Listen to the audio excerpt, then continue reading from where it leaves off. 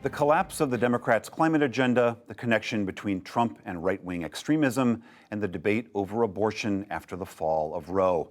It has all contributed to another very busy week here in Washington, and that brings us to the analysis of Brooks and Capehart. That's New York Times columnist David Brooks and Jonathan Capehart, associate editor for The Washington Post. Gentlemen, good evening. Thank you both for being here. Good to be here. Jonathan, Joe Manchin today said, I'm done with all of this back and forth and offer you a ticket to the dance and then never show up. The climate agenda that the president had hoped would in some way get across the finish line has fallen apart. Is it your sense that the U.S. is just not going to act on climate change for a couple of years? The short answer is yes. As long as there's a 50-50 split in the Senate and Joe Manchin is the deciding vote for everything, the answer to that question is yes. There is a late breaking news that the president has taken the deals. Look, we'll do the narrow thing, get it to my desk before you go on August recess. The American people can't wait. So climate is going to have to wait. But in the long run, if we're going to do anything on climate, anything on criminal justice reform, anything on voting rights, anything to codify Roe, any of the other things that a majority, assault weapons ban, something on gun safety, the things that the American people want, the only way those are going to happen is if the Democrats get 2 more seats in the Senate. And that's why the president keeps hammering away, give me 2 more seats. It's not just to codify Roe, it's to get his agenda through in the last half of his term. I mean, David, this, as Jonathan is saying, it is a 50-50 Senate, and Joe Manchin says inflation is really terrible and I'm not going to do anything about it. And there even were some progressive Democrats this week saying inflation really is terrible and, in a way, making Manchin's case for him. But still, to this point, it does mean that the U.S., one of the major actors on the climate front, is stepping back. Yeah, so I'm going to do something that's never been done in a major American TV studio, which praise Joe Manchin. I went back and looked at some of the news stories from a year ago, and Joe Manchin was warning about inflation back then. And there were all these stories, economists dismiss. Lone in the wilderness. Yeah, economists dismiss Manchin inflation fears. Well, he turned out to be 100% right. And frankly, a lot of us, including me, but all the other Democrats turned out to be 100% wrong. And you could argue that Joe Manchin stopping the big Build Back Better bill, which was trillions of dollars, if we had poured that additional trillions of dollars in the economy, a lot of it unfunded, then inflation would be truly terrible. And so you could argue Joe Manchin saved the country and the Democratic Party a very bad policy disaster. And so I think he deserves some credit for being right about that and for being super attuned to the inflation fears, which are the #1 issue in the country right now. The one part I'll disagree with him is just because there's inflation doesn't mean you can't have government policy. Yeah. Right. And so if you take some money out of the economy through taxes and then pay for it for climate change legislation, it's not necessarily inflationary. But for some of the people who are now bashing him should be thanking him for some of the things he did earlier to warn us about this and to forestall worse inflation. Only on the NewsHour are we getting that. Great. Jonathan, the January 6th hearing that we saw this week, again, made a fairly compelling case trying to tie President Trump's rhetoric towards those people who stormed the Capitol and engaged in that horrendous hand-to-hand combat with police officers. Do you think that they have made a good case that Trump's language, Trump's rhetoric stirred that horrible day? Yes. Yes, they did. Look, we have to remember that the January 6th Select Committee is a court, but it's playing to the court of public opinion.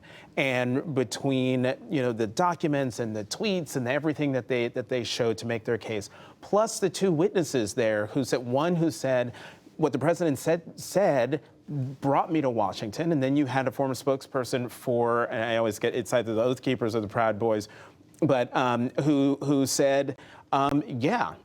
We were there. We heard the call. We heard the call, and we were part of operationalizing that. So yes, I think the committee has made the connection, and I don't think it's a mystery to the American people.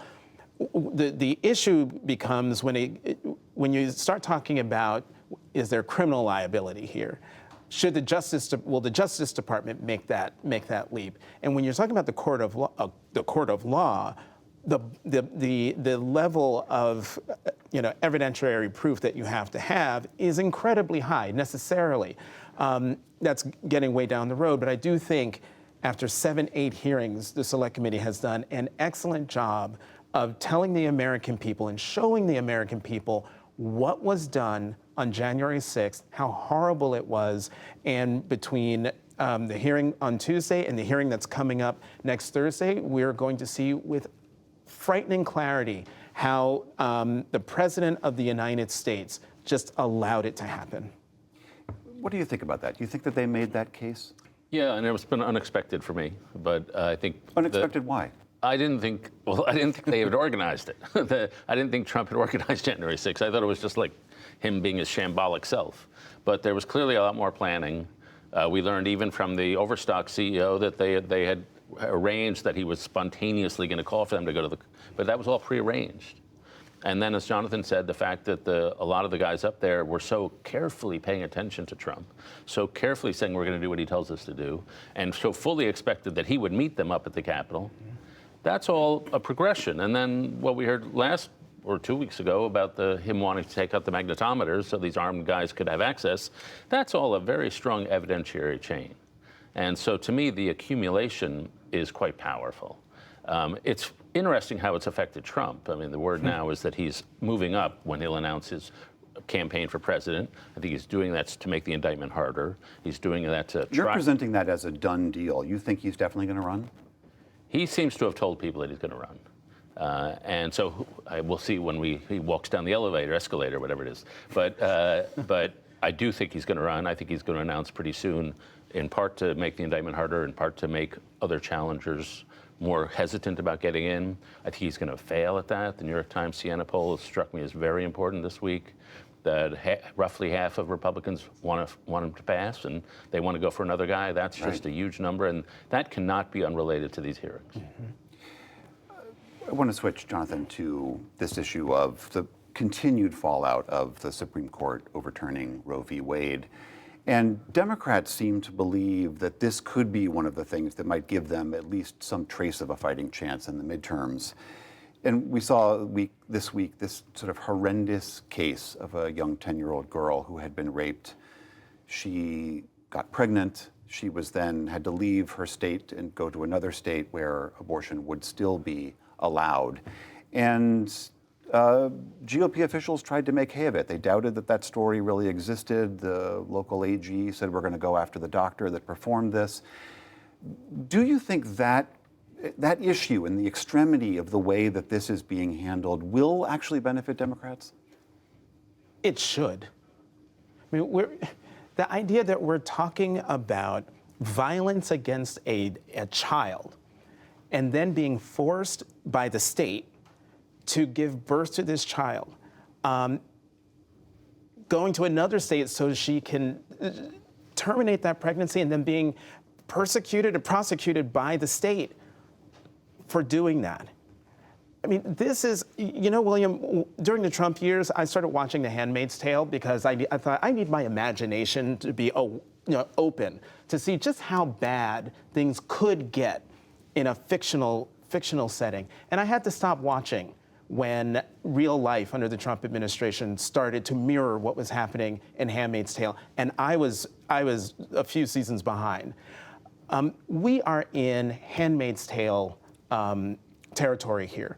We are turning into Gilead. And if there are people out there who are upset by the Supreme Court decision, by what Republican legislators around the country and states and localities are doing to further restrictions and bans on abortion, I don't know what else could push people to the polls more than not just being stripped of our constitutional right, but having your right to freedom, right to privacy, right to liberty, not just taken away, but local officials doing everything they can to ensure that you don't have autonomy over your own body. If that doesn't get people out to the polls, I don't know what will. I mean, David, this was an incredibly extreme case, in some ways crystallized the sharpness and the horribleness of this division in this country. Do you think it will redound to the Democrats' benefit? A little, but frankly not much. Now, abortion rights defenders, they should pursue their cause with the passion that they're bringing to it. And so I don't want, nothing I say should dissuade anybody from pursuing that cause. But there's just a giant gap between what a lot of Democrats want to talk about and what the whole rest of the country wants to talk about. And if you ask people what's the most important issues, progressives want to talk about abortion and guns. The entire rest of the country, independents, conservatives, unaffiliated people, they want to talk about the economy. And for them, the economy is way up here. Jobs are number one, inflation's number two. And so why is Joe Biden at 33% approval in the latest Times poll? It's the economy. Why in the same poll do half of Hispanics support the Republicans now? The economy. These are, I mean, I think earthquake-type numbers. Yeah, I think that's probably a little outlier, but we've had a whole series of polls showing a lot of Hispanic moving over to the Republican Party and turning it into really a multiracial working-class party. And so if people, they should pursue their passions and they should pursue these issues.